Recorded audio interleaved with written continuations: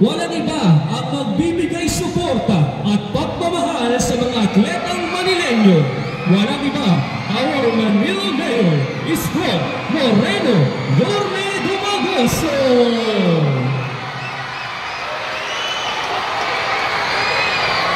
Wala na bang mas malakas yan, Manila?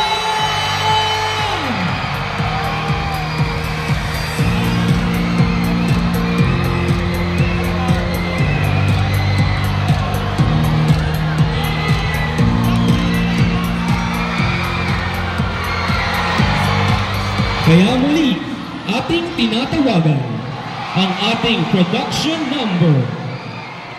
Everybody say A!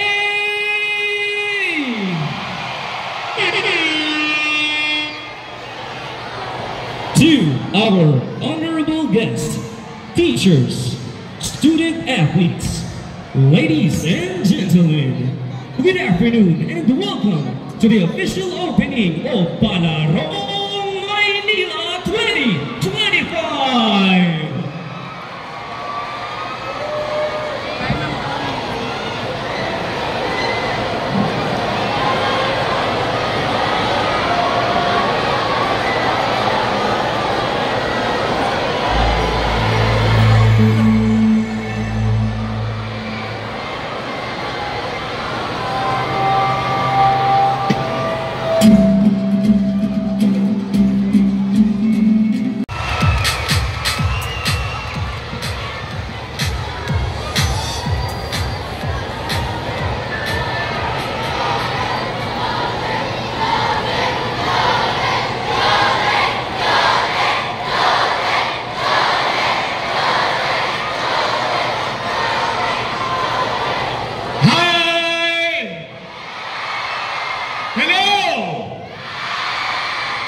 Ganyan kalakas ang loob ng mga batang Maynila. We are very proud of you, especially ang ating superintendent and the SDO family. Ang inyong mga principal, guro, and coaches. And especially, of course, your teachers and parents. Kami ni Vice Mayor at 10 ng inyong mga kunsihal ay in full support of this type of activities.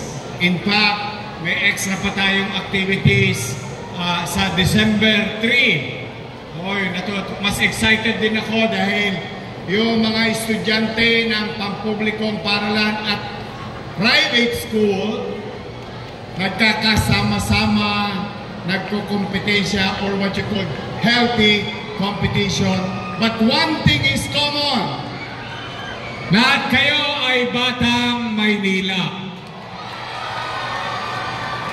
And you are going to represent the capital.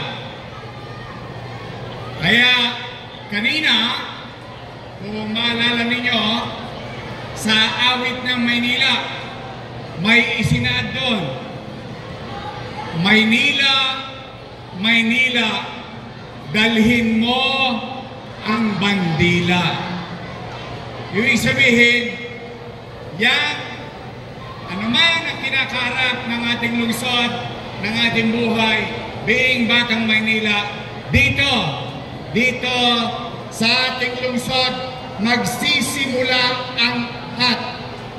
Even in fact, anywhere you travel in the country, the kilometer zero starts here in Manila.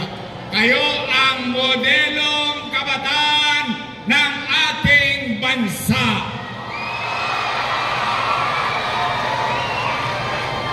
Kaya sana galingan yung lahat. I'm proud of you, I'm proud of Batang Maynila dahil meron akong isi-share sa inyo. Recently, leapfrog or exponentially we grew sa ating mga atleta sa lungsod. 2 weeks ago, sumali tayo sa Batang Pinoy. Ginawa sa Mindanao. Last year, ang Maynila nagpadala ng delegado. Ang 2024 medal achievement natin ay 1.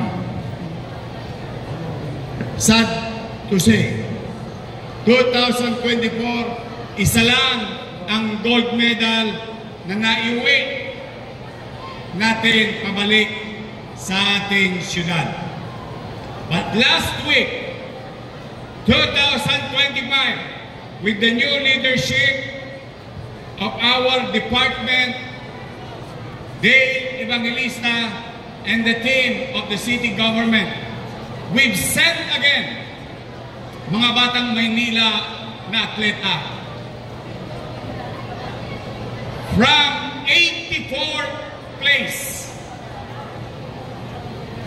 Remember, from 84th place ang Maynila noong 2024, from 1 gold medal in 2024. This year, ang mga batang Maynila ay nagkamit ng 40 plus gold medal sa ating palaro sa bansa.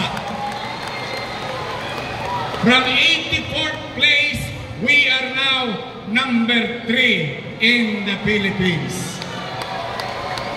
In a short period of time, ibig sabihin, mga batang Maynila, continue to inspire your teammates, to the coaches, continue to guide our athlete dahil nakikita ko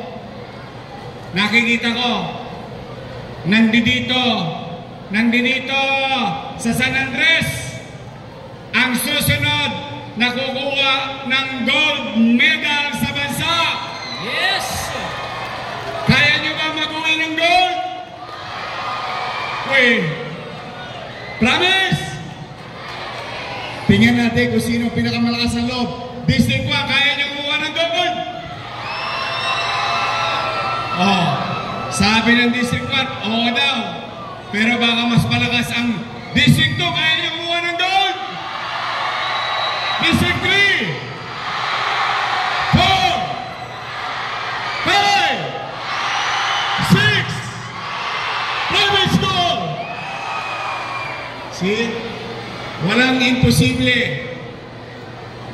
Galingan mo lang. Excel from your field of undertakings. Focus.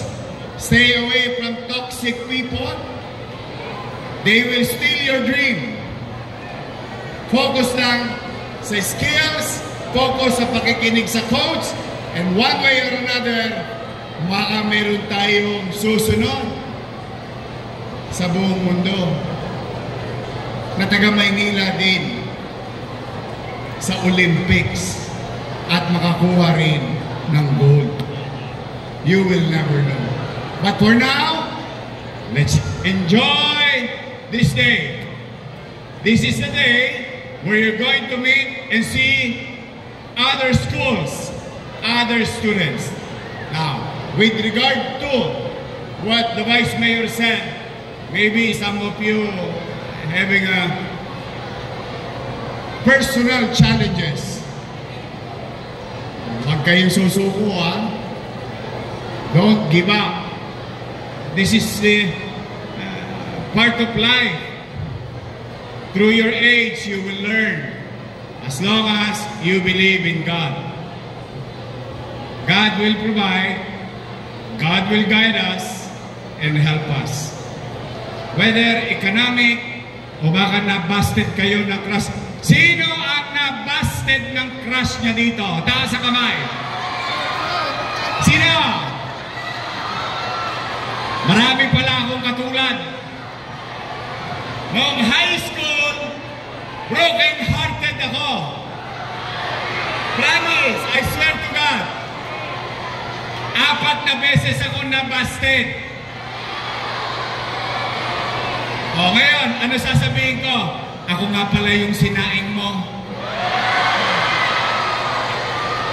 See, that's why this loneliness, so-called loneliness and emotional challenges will lilipas yan.